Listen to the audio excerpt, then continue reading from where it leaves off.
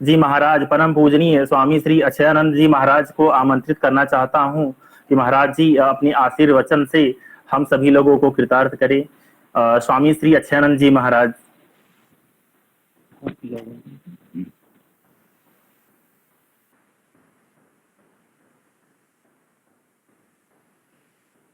स्वामी श्री अक्षयानंद जी महाराज, आपकी आवाज नहीं आ रही है। महाराज आपको बहुत बहुत प्रणाम। अपना माइक महाराज आप अनम्यूट करें, आपकी आवाज हम लोग सुन नहीं पा रहे हैं। नारायण नारायण आई। नारायण, हाँ हाँ महाराज की जय हो, प्रणाम जी। आवाज आ गई? हाँ हाँ महाराज जी आ गई, प्रणाम जी।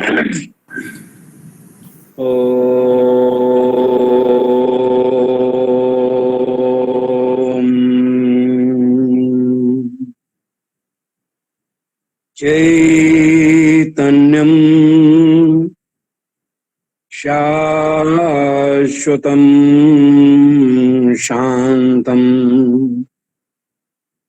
व्योमातीतं निरञ्जनम् नादविन्दुकलातीतं तस्मै श्री गुरवे नमः। ध्येयं सदा परिभवग्नमभीष्टदोहम् तीर्थास्पदं शिवविरिञ्चिनुतं शरण्यम् प्रत्यार्तिहं प्रणतपालभवाब्धिपोतम् वन्दे महापुरुषते चरणारविन्दम्। योऽन्तः प्रविश्य मम वाचमिमां प्रसुप्तां सञ्जीवयत्यखिलशक्तिधरस्वधाम्ना अन्याश्च हस्तचरणश्रवणत्वगादीन् प्राणान्नमो भगवते पुरुषाय तुभ्यम्। वक्रतुण्ड महाकाय सूर्यकोटि समप्रभा निर्विघ्नं कुरु मे देव सर्वकारेषु सर्वदा। वसुदेवसुतं देवं कंसचाणूरमर्दनं देवकी परमानन्दं कृष्णं वन्दे जगद्गुरुं। श्रीकृष्णं वन्दे जगद्गुरुम्। अर्चनीय वंदनीय प्रातस्मरणीय संत सद्गुरुदेव भगवान के पावन चरणों का स्मरण करते हुए इस मीटिंग में उपस्थित सभी विद्वज्जनों को सादर अभिवादन करते हुए हमारे डॉक्टर आदर्श शुक्ला जी बहुत ही धन्यवाद के पात्र हैं, जो इस प्रकार के आजकल की परिस्थिति के अनुसार आयोजित करके वाणी को सार्थक करने का सुअवसर प्रदान कर रहे। अभी हम सब बड़ी ही एकाग्रता से बवेली जी महाराज की वाणी को सुन रहे थे। उन्होंने बहुत ही संक्षेप में बड़े ही सुंदर विचार हम आपके सामने रखा। बुजुर्गों का सम्मान, अभिमान से बचना और मानव जीवन की महत्ता पर बहुत ही गंभीर विवेचना किया। विवेक चूड़ामणि के आधार पर अपने वक्तव्य को प्रारंभ किया। बड़ा ही सुंदर श्लोक है। भगवत पाद शंकराचार्य जी महाराज कहते हैं, दुर्लभम त्रयमे वैतद देवानुग्रह हेतुकम। संसार में 3 चीजें बहुत ही दुर्लभ हैं। पहली बात है मनुष्यत्वम, मुमुक्षुत्वम, दूसरी बात, और तीसरी बात महापुरुष संश्रय। मनुष्यता दुर्लभ है क्योंकि मानव की आकृति में प्रकृति भेद बहुत है। मनुष्य की आकृति में हम आप देखते हैं आसुरी प्रकृति का परिचय मिलता है, दानवी प्रकृति का परिचय मिलता है, पशु प्रकृति का परिचय मिलता है, मानवीय प्रकृति का भी परिचय मिलता है और अंत में दैवी प्रकृति का भी परिचय प्राप्त होता है। तो आसुरी प्रकृति क्या है? जब हम सब कुछ धन को ही मान लेते हैं, सर्वे धनम कांचनम आश्रयन्ति, धन को ही सर्वोपरि स्थान देते हैं, ये आसुरी प्रकृति का लक्षण है। जहां धन पाकर, पद पाकर, वैभव पाकर, प्रतिष्ठा पाकर अभिमान आ जाए, अकड़ आ जाए, ये दानवी प्रकृति का लक्षण है। हमारे भीतर इनका दर्शन हो जाता है, सभी के भीतर। हमारे भीतर कंस भी अपना काम करता है, रावण दुर्योधन भी। दशहरे का समय आता है तो रावण को जला देते। किसी ने बड़ा सुंदर कहा इस संदर्भ में, दिया कुछ इस तरह से जल गया कि सारे घर में काली कर गया। ढलेगी बाढ़ तो आएंगे नेता, पर ये मत समझना कि खतरा टल गया। उसी कागज में खींचे थे जो नक्शे, हुई मुद्दत वो कागज जल गया। दशहरा देख करके खुश हैं बच्चे, समझते हैं कि रावण जल गए। लेकिन पुतले का रावण जला करके हम खुशियां मनाते हैं और हमारे भीतर जो रावण जिंदा है उसको देख नहीं पाते। ये हमारे भीतर है, अभिमान हमारे भीतर है, कामनाएं हमारे भीतर है, काम क्रोध हमारे भीतर है। ये भीतर के शत्रुओं को मारना बहुत जरूरी काम। इसलिए इसके लिए गीता के 16वें अध्याय का अध्ययन करना बहुत ही आवश्यक है, जिसमें दैवी संपदा और आसुरी संपदा का बड़े विस्तार से वर्णन किया है योगेश्वर भगवान श्री कृष्ण ने। प्रारंभ के 3 श्लोकों में 26 लक्षण बताए दैवी संपदा के, और चौथे नंबर के श्लोक में 6 लक्षण बताए आसुरी संपदा के।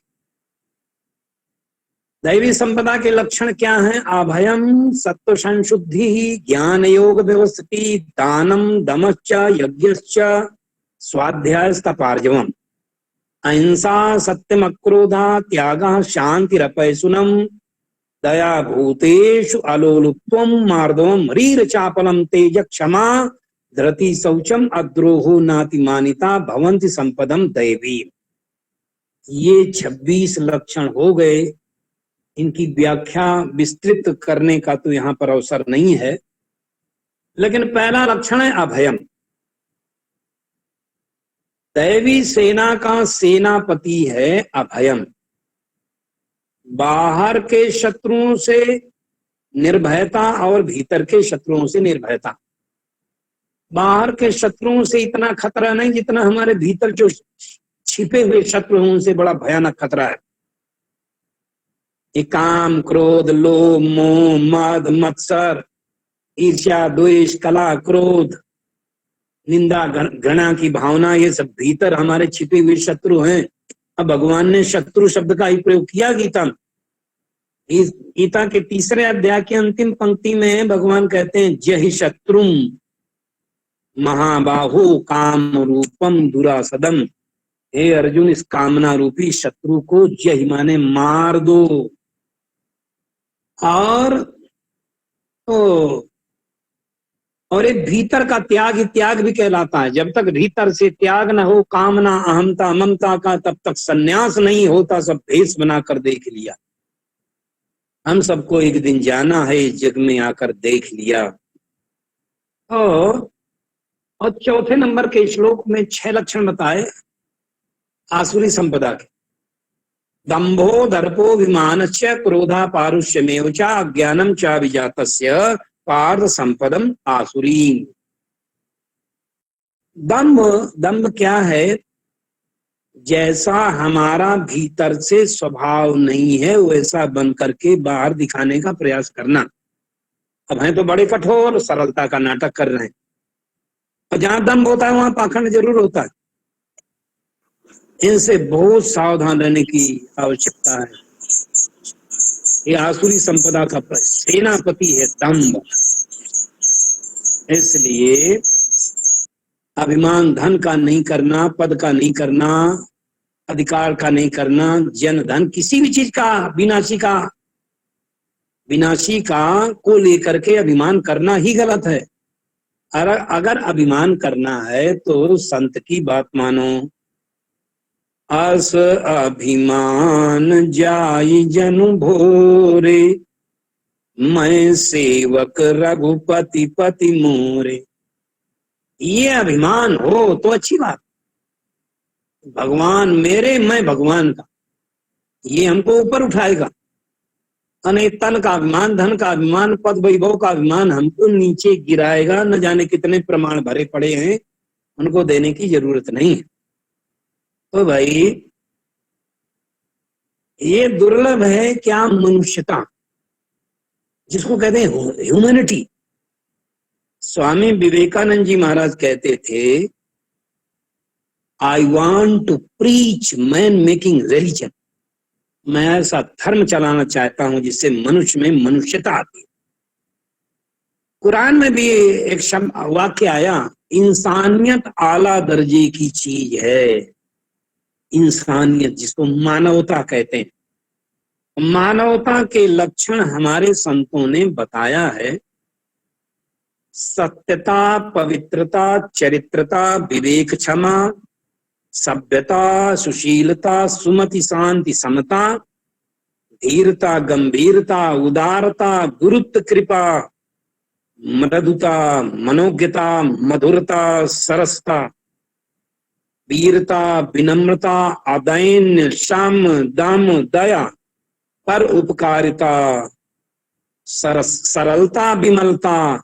इतने स्वंग जब मानव में मिले मित्र, उसमें समझ लो कि भरी है मानवता। तो भाई मनुष्य की आकृति में आसुरी प्रकृति, दानवी प्रकृति और पशु प्रकृति। पशु प्रकृति क्या है? जहां बिना विचारे काम हो, समझ लो पशु अपना काम कर रहा है। पशु को बांधा क्यों जाता है? पशु को क्यों बांधा जाता है? इसलिए कि उसको विवेक नहीं है, उसको ज्ञान नहीं है। जहां उठता है, बैठता है, खाता है, पीता है, वहीं मलमूत्र का भी परित्याग कर देता है। ऐसा अगर मनुष्य करने लग जाए तो उसमें और उसमें क्या अंतर है? इसलिए अभी उदाहरण दे रहे थे, आहार निद्रा भय मैथुनम चा सामान्य में तत् पशुभिर नराणाम धर्मो हितेषाम अधिको विशेषो धर्मेण हीना पशुभि समा। तो भाई, और इस प्रकार की पशु प्रकृति के जो लोग होते हैं, भागवत में वर्णन आया, उनकी पशु ही प्रशंसा करते हैं। सब इडवराहुष्ट खरई संसुता पुरुषा पशु स्वा। ये 4 प्रशंसक हैं जो मनुष्यों को देख करके उनकी प्रशंसा करते हैं। स्वा माने कुत्ता। कुत्ता किसकी प्रशंसा करता है? ये भागवत का श्लोक है। जो जरा जरा सी बातों में लड़ाई करते हैं, झगड़ा करते हैं, खून खच्चर करते हैं, उनको देख करके कुत्ता बड़ा प्रसन्न हो जाता है कि शक्ल भले ही बदल गई पर हो हमारे ही खानदानी।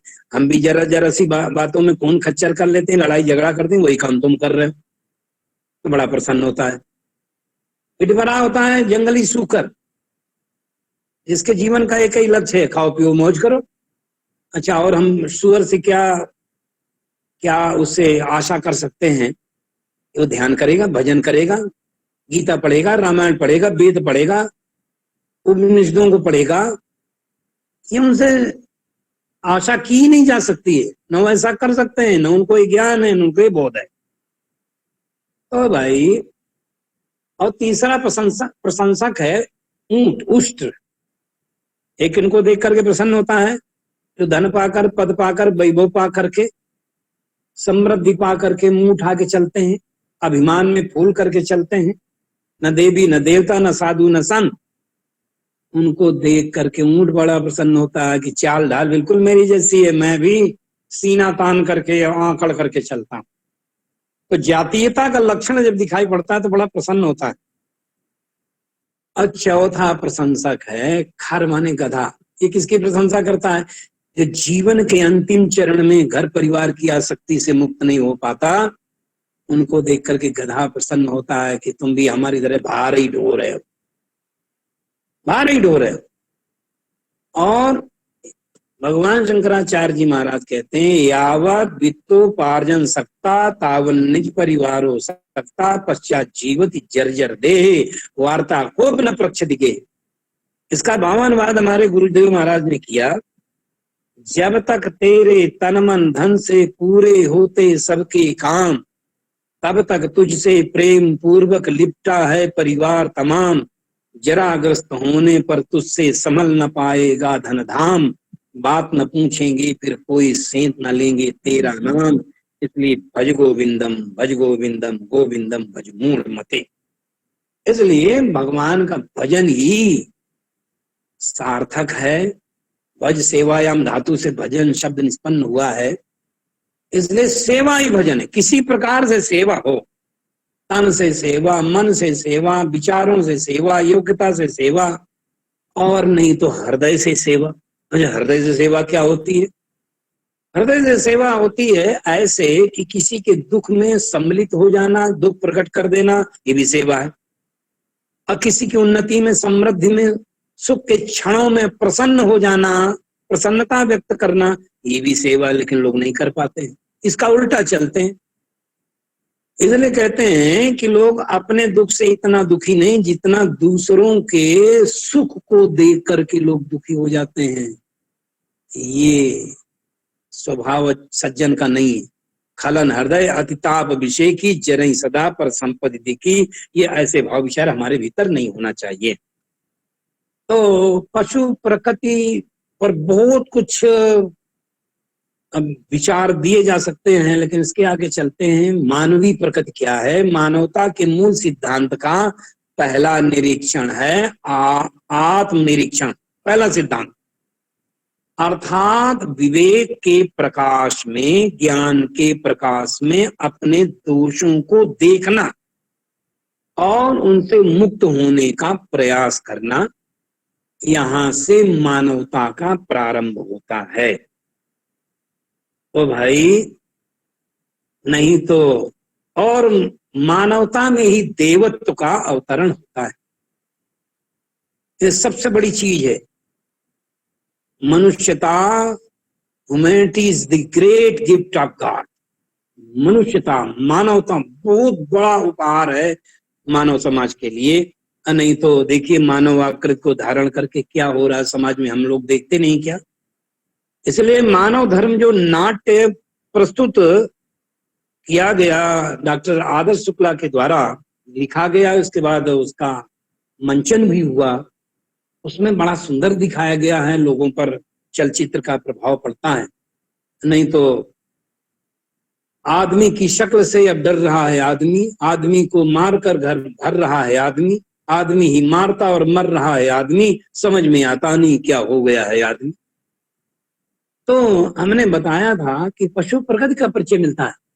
कभी कभी लोग लड़ाई झगड़े में कहते हैं हम तुम्हें कच्चा चबा जाएंगे, कभी कहते हैं हम तुम्हारा खून पी लेंगे। ये काम किसका है? ये शेर का है, भालू का है, ये हिंसक पशुओं का है। इसका मतलब ये हमारे भीतर कभी प्रकृति रही है, उस योनि से हम गुजर करके आए, तब इस प्रकार की। और लोग आप देखो कैसे कैसे बीभत्स हत्याकांड कर देते हैं, जिसको सुन करके रोंगटे खड़े हो जाते हैं। इसलिए भाई हम मानवता की ओर बढ़े और अपने धर्म का पालन करें। मानव धर्म, विशेष रूप से बात यही, ये मानव धर्म। और मानव धर्म का की पूर्णता को कौन व्यक्ति प्राप्त कर सकता है? मानव धर्म की पूर्णता को कर्तव्य के द्वारा, यानी धर्म विज्ञान कर्तव्य विज्ञान एक ही बात है, और इसके दो पक्ष हैं। धर्म विज्ञान के, कर्तव्य विज्ञान के दो पक्ष हैं। पहला पक्ष है पूर्व पक्ष, जिसको कह सकते हैं सेवा, और सेवक की तो बहुत बड़ी महिमा है, वो एक अलग विषय है। तो और दूसरा उत्तर पक्ष है भगवत प्राप्ति। ये श्री रामचरितमानस के आधार पर और श्रीमद् भगवद गीता के आधार पर। तुलसीदास जी कहते हैं ये वैराग्य क्यों नहीं होता, संसार से लगाव क्यों नहीं छूटता, आसक्ति ममता मोह क्यों नहीं छूटता? क्योंकि हम धर्म के पथ पर नहीं है। उसका परिणाम क्या है? बोले धर्म ते वीरति। ये तुलसीदास जी लिखते हैं, धर्म ते वीरति योग ते ज्ञाना, ज्ञान मोक्ष प्रद वेद बखाना। और इसी को भगवान अपनी वाणी में कहते हैं, स्वये स्वये कर्मण्य भिरता संसिद्धिम लभते नरा। स्वकर्म निरता सिद्धिम यथा विन्दत शृणु। स्वये स्वये कर्मणि अभिरता, अपने अपने स्वाभाविक कर्तव्य कर्मों को करता हुआ व्यक्ति संसिद्धिम लभते, भगवत प्राप्ति करता है। तो अर्जुन ने पूछा फिर आपकी पूजा आराधना कैसे करें? तो उसके आगे वाले श्लोक में भगवान ने उसका भी विधान बता दिया। स्वकर्मण्या तमभ्यर्च सिद्धिम विन्दति मानवा, यथा प्रवृत्तिर्भूतानां येन सर्वमिदं ततं स्वकर्मणा तमभ्यर्च। स्वकर्मणा, अपने कर्म के द्वारा, तम परमेश्वरम, उस परमेश्वर की अर्चना करो, पूजा करो, वंदना करो, आराधना करो। और इसी से वाक्य लिया गया, वर्क इज वर्शिप, कार्य ही पूजा है। भगवत भाव से किया गया प्रत्येक कर्म भक्ति का, आराधना का, पूजा का अंग है। अलग से उसके लिए पूजा करने की आवश्यकता फिर नहीं पड़ेगी, क्योंकि हम प्रत्येक कर्म भगवत भाव से करते हैं, इसलिए अपने कर्तव्य। लेकिन बहुत कम लोग हैं, हम लोग तो प्रार्थना करते थे प्राइमरी में, वह शक्ति हमें दो, दया निधे, कर्तव्य मार्ग पर डट जा, पर सेवा परोपकार में हम जग जीवन सफल बना जाए। परोपकार बचन मन काया, संत सहज स्वभाव खगराया। ये संत का सहज स्वभाव होता है परोपकार, और इसी भावना से ओतप्रोत होकर के हमारे डॉक्टर आदर्श शुक्ला के भीतर करुणा का संचार हुआ, और उन्होंने मानव समाज को धर्म के मार्ग में लाने के लिए अपना प्रयास जो किया वो बहुत ही श्लाघनीय है और बहुत ही सुंदर है। क्योंकि दृश्य का हमारे जीवन में विशेष प्रभाव पड़ता है, और ये संत वृत्ति का काम, ये साधुता का काम। देखिए, एक श्लोक आपने पढ़ा होगा कि ऐसे लोग समाज की भलाई में ही परोपकारार्थम इदम शरीरम, और उसी में शरीर को लगा देते हैं दूसरे की भलाई करने में। अनेकों उदाहरण आए, पिबन्ति नद्यः स्वयमेव नाम्भः, स्वयं न खादन्ति फलानि वृक्षा, नादन्ति सस्यम खलु वारिवाः, परोपकाराय सताम विधूतयः। ये हमारे ऋषि कहते हैं कि नदियां स्वयं ही अपना जल नहीं पीती हैं। पिबन्ति नद्यः स्वयं स्वयमेव नाम्भा न अम्भा न पिबन्ति, और अपितु लाखों प्राणी उस जल को ग्रहण करके अपनी प्यास बुझाते हैं, जल तत्व को प्राप्त करते हैं। और स्वयं न खादन्ति फलानि वृक्षा, वृक्ष अपने फल स्वयं नहीं खाते, अपितु दूसरे लाखों लोग वृक्षों के फलों को खा करके सात्विकता प्राप्त करते हैं। नादन्ति सस्यम खलु वारिवाः, जल बरसाने वाले मेघ खेत में उगे हुए अन्न को स्वयं थोड़ी खाते, अपितु उस अन्न को करोड़ों लोग खा करके स्वास्थ्य लाभ प्राप्त करते हैं। ये है परोपकाराय सताम विभूतयः, महापुरुषों का जन्म दूसरों की भलाई के लिए होता है, और दूसरों की भलाई करेंगे तो अपनी भी भलाई होगी। इसलिए इसी भावना को ध्यान में रख करके दूसरे की गुणों का विकास हो, दोषों का नाश हो, तब जीवन में ज्ञान का प्रकाश होगा। डॉक्टर शुक्ला जी को बहुत बहुत धन्यवाद, आदर्श शुक्ला जी को, कि वो बराबर इसी चिंतन में डूबे रहते हैं, प्रयास में निरंतर लगे रहते हैं कि उनका प्रयास, उनका ध्यान, उनका श्रम किसी के काम आता है। किसी के काम जो आए उसे इंसान कहते हैं, और man to help man is god, भगवान ही हो जाता है। मनुष्य की सहायता करे, बहुत बड़ा काम है। तो भाई पहली नंबर पर तो वो आते हैं जो पद चिन्ह बना करके जाते हैं, और फिर दूसरे नंबर पर वे होते हैं जो उनके बनाए हुए मार्ग का अनुसरण करते है। वही सूरमा इस जग में जो अपनी राह बनाता है। कोई चलता पद चिन्हों पर, कोई पद चिन्ह बनाता है। तो महापुरुष जो पद चिन्ह बना करके मार्गदर्शन हमारा किया है, उस मार्ग में हम स्वयं चलें, दूसरों को चलने की शिक्षा दें। हमें धर्म कर्म की शिक्षा गुरुजनों से प्राप्त हो, इस परंपरा को आगे बढ़ाना है, जिससे आने वाली पीढ़ी अनजान न रहे, उन्हें भी मानव धर्म की शिक्षा मिले, उन्हें भी मानव धर्म की शिक्षा मिले कि मनुष्य होकर के हमें हमारा कर्तव्य क्या है, हम क्या कर रहे हैं और क्या करना चाहिए। तो भाई अभी बहुत महापुरुष इस मीटिंग में जुड़े हुए हैं, तो जो भी भाव विचार आया आपके सामने रखा, और उपस्थित मीटिंग में सभी लोगों को नमन करते हुए डॉक्टर आदर्श शुक्ला को बहुत बहुत धन्यवाद कि वो इस प्रकार के आयोजन करा करके विद्वानों की वाणी सुनवा करके और को सुनने का अवसर प्रदान कर रहे हैं। अंत में पुनः सभी के भीतर विराजमान आत्मदेव को प्रणाम करते हुए वाणी को विराम, इसी प्रकार के अच्छे कामों में अपना समय और शक्ति सार्थक कर रहे हैं। ये भगवान की कृपा है। बोलिए सच्चिदानंद भगवान की जय। जय। धन्यवाद महाराज जी।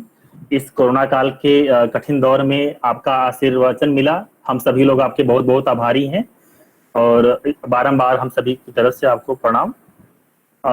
इस क्रम में, वेबिनार के अगले क्रम में मैं परम पूजनीय